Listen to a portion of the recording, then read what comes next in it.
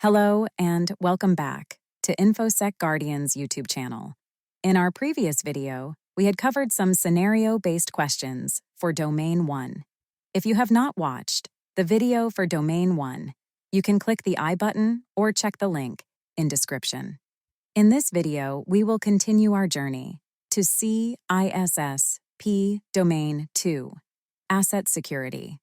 But before jumping onto the questions, let us have a quick overview and revisit our understanding for this domain. Domain 2, Asset Security, focuses on the protection of organizational assets, including data, systems, facilities, and devices. It is a critical component of information security management, as it addresses the fundamental aspects of asset identification, classification, ownership, and protection. The primary objective of Domain 2 is to ensure that assets, both tangible and intangible, are adequately protected against unauthorized access, disclosure, alteration, and destruction.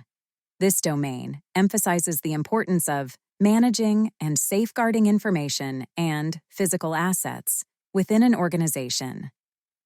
The relevance of asset security is foundational to information security because it forms the basis for all security, controls, and measures within an organization. Understanding and properly managing assets are critical for addressing security risks and protecting the confidentiality, integrity, and availability of data and resources. Challenges in this domain include balancing the need for security with usability, ensuring compliance with various regulations, and adapting to evolving technologies and threats. CISSP professionals should be familiar with best practices for asset security, which may include risk assessments, access control models, encryption standards, secure disposal methods, and security awareness training for employees. The key concepts of Domain 2 include asset identification and classification, understanding what assets an organization possesses and categorizing them based on their importance, and sensitivity is a foundational step in asset security.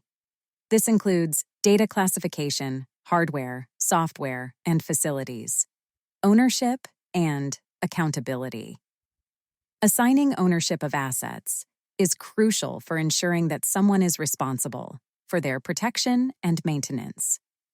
This domain covers concepts related to asset ownership, stewardship, and accountability, protecting data and assets, implementing security controls, and measures to safeguard assets from threats and vulnerabilities. This includes physical security, logical security, access controls, and more. Handling and retention. Defining policies and procedures for the secure handling, storage, and retention of assets. This includes data retention policies, secure disposal, and archival practices. Data privacy and protection, ensuring that personally identifiable information, PII, and sensitive data are appropriately protected in compliance with relevant laws and regulations, for example, GDPR. In summary, CISSP Domain 2, Asset Security, is essential for establishing a strong foundation in information security management. It encompasses a wide range of topics related to asset identification, classification, protection, and governance, all of which are critical for securing an organization's information assets and resources. Now, let us do some questions. You are the Chief Information Security Officer, CISO, of a financial institution. Your organization processes sensitive financial data and customer information. A security audit has identified the need for a robust asset management program. What steps should you take to establish an effective asset management program? Let us go through the options. Option A, implement encryption on all sensitive data. Option B, hire a third-party audit firm to perform annual audits. Option C, conduct an inventory of all information assets, classify them, and assign ownership. Option D, increase the security budget to purchase advanced intrusion detection systems. Please be mindful to read the question, read the options, and then read the question. Let us now review each option one by one. Option A, implementing encryption is important for data protection, but is not directly related to asset management. Option B, talks about auditing, but doesn't address asset management directly. Option D relates to intrusion detection, but doesn't address the core issue of asset management. In the scenario, the need is to establish an effective asset management program. This begins with conducting an inventory of all information assets, classifying them based on their criticality, and assigning ownership to ensure accountability. This process is fundamental to asset security and helps in prioritizing security controls and protection measures for each asset.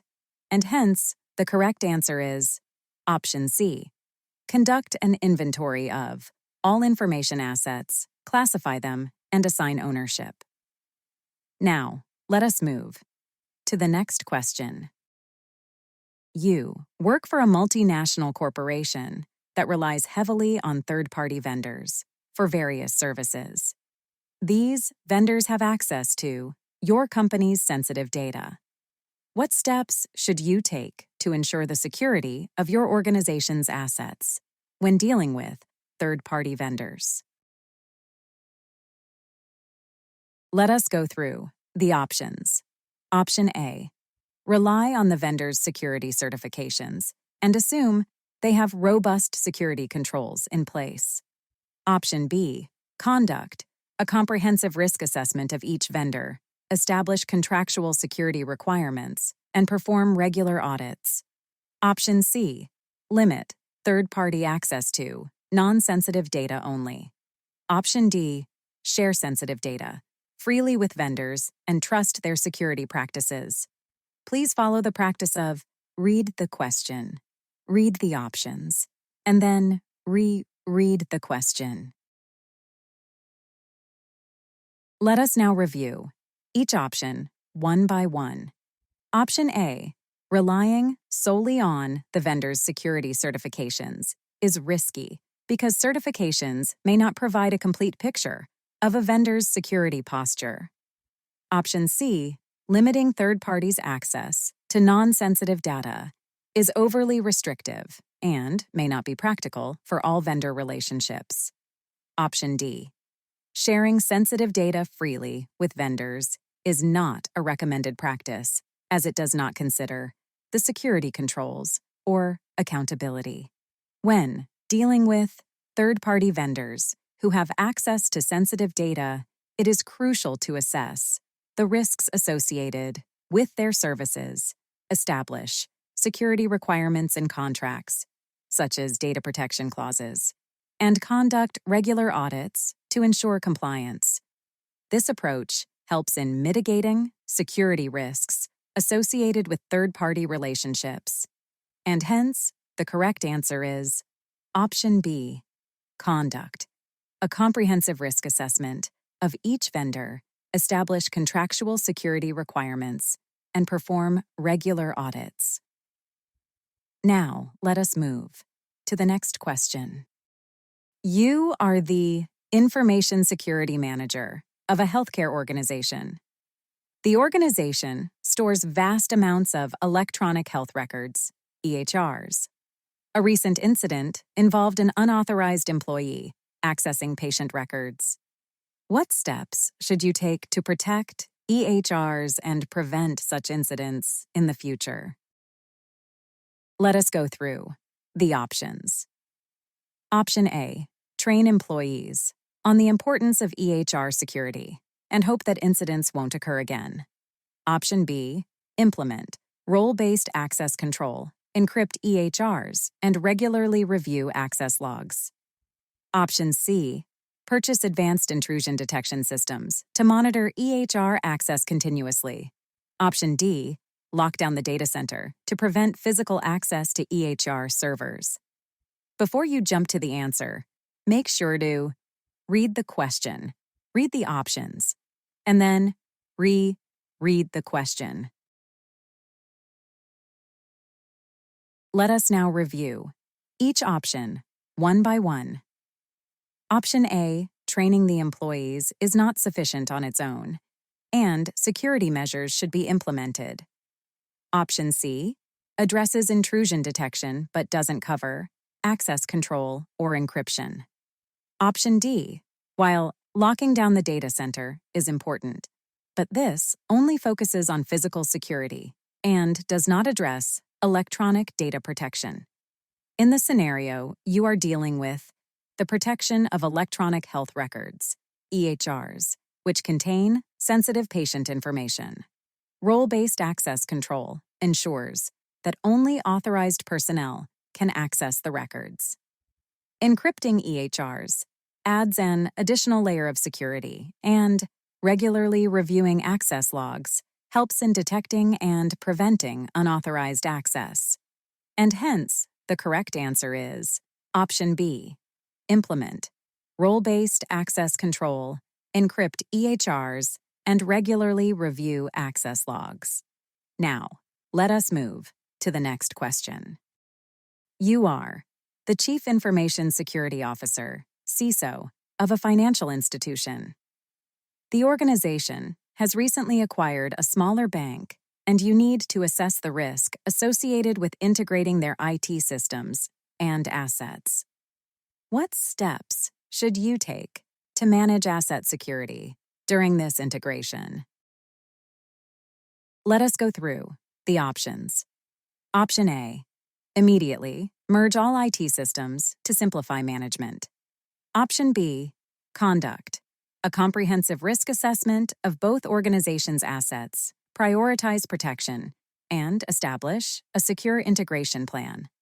Option C, outsource the integration to a third-party provider and wash your hands of the responsibility. Option D, ignore the integration process and focus solely on the existing system's security. A gentle reminder to read the question, read the options, and then read the question. Let us now review each option one by one. Option A tells us to do immediate action, which is too hasty and may result in security gaps. Option C, outsourcing a process, may introduce additional security risks if not managed carefully. Option D, ignoring a process, neglects the importance of securing assets during the integration, which can lead to vulnerabilities. When integrating IT systems and assets from different organizations, it is crucial to conduct a risk assessment to identify potential security vulnerabilities and prioritize protection efforts. Establishing a secure integration plan helps ensure that assets are properly managed and secured during the process. And hence, the correct answer is Option B. Conduct a comprehensive risk assessment of both organizations' assets, prioritize protection, and establish a secure integration plan. Now, let us move to the next question. You are the Information Security Manager for a large e-commerce company. Your organization recently introduced a Bring Your Own Device (BYOD) policy to allow employees to use their personal smartphones for work. What security measures should you implement to protect company assets and data in this BYOD environment? Let us go through the options. Option A, disable all external storage access on employee devices. Option B, implement mobile device management, MDM software, enforce strong authentication, and encrypt company data on the devices. Option C, require employees to sign a document promising not to misuse company data on their personal devices. Option D, block access to company resources from all personal devices. Before you decide your final answer, evaluate each option for their correctness. Follow the process of elimination. Try to be as sure as possible for each option. Let us now review each option one by one. Option A is too restrictive and may hinder employee productivity. Option C is insufficient as a standalone measure and lacks technical enforcement. Option D, while it may reduce some risks, may not be practical for all organizations and can be overly restrictive. In a BYOD environment, it's crucial to implement MDM software to manage and secure employee devices. Strong authentication ensures that only authorized users can access company resources, and encrypting company data on these devices safeguards it from unauthorized access. And hence, the correct answer is Option B, implement mobile device management, MDM, software, enforce strong authentication, and encrypt company data on the devices. Now, let us move to the next question. You are a security consultant working for a financial institution. The organization is planning to retire an old server containing sensitive customer data. What steps should the organization take to ensure the secure retirement of this asset? Let us go through the options. Option A, physically destroy the server and dispose of the pieces in a landfill. Option B, perform a data wipe to remove all data, conduct a secure deletion of the operating system, and then donate the server to a local school. Option C, remove the hard drive and keep it in a storage closet, just in case it's needed in the future. Option D, sell the server to a third-party company without any further action. Do not forget to evaluate each option. Follow the process of elimination. Try to be as sure as possible for each option.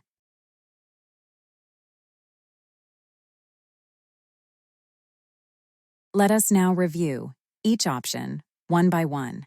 Option A, physical destruction is not environmentally responsible and may not ensure data destruction. Option C poses a risk of the hard drive being accessed inappropriately in the future. Option D, selling the server to a third-party company without securing data is risky as it doesn't address data security or privacy concerns. When retiring an asset containing sensitive data, it's essential to securely remove all data through a data wipe and securely delete the operating system to prevent data leakage. Afterward, donating the server to a local school is a responsible and environmentally friendly option. And hence, the correct answer is Option B. Perform a data wipe to remove all data, conduct a secure deletion of the operating system, and then donate the server to a local school. If you find this video useful, do share in the community. Subscribe to InfoSec Guardian's channel and don't forget to hit the bell icon to get new and updates on information security.